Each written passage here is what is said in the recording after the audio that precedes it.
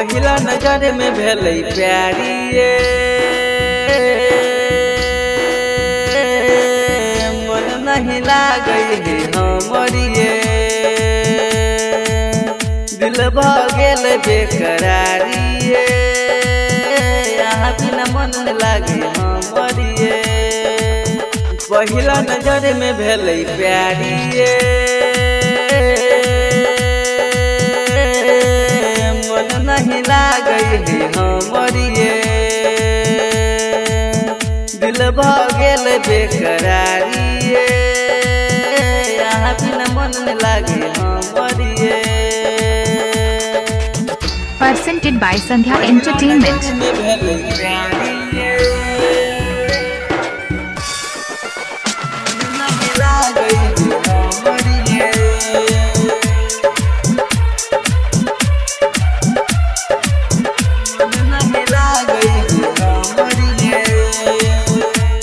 दम आबै है वही के यादिए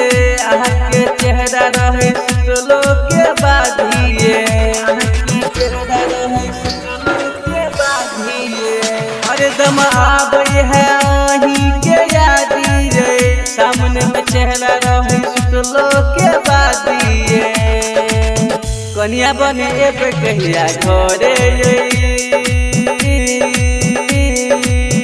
मनवा रही है बेकरारी ये दिल भ गेल बेकरारी ये यहाँ बिना मन नहीं लागे हमर ये अभी सुन रही है संध्या एंटरटेनमेंट की शानदार प्रस्तुति। मन नहीं लागे हमर ये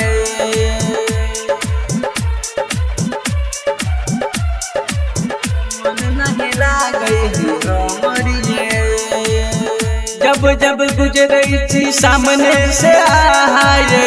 उसे उड़ाबै है अखिया के काजलिए उसे उड़ाबै है अखिया के काजलिए जब जब गुजरई थी सामने से आए उसे उड़ाबै है अखिया के काजलिए सुधीर के बना लिया न सजना ये कहिया हमरा अंगना ये गुरन के बना लिया न सजना ये भी यहाँ कहिया हमरा अंगना ये। यदि आप चाहते हैं संध्या एंटरटेनमेंट के सभी ऑडियो वीडियो देखें तो चैनल को सब्सक्राइब जरूर करें और बेल आइकन को दबाना ना भूलें।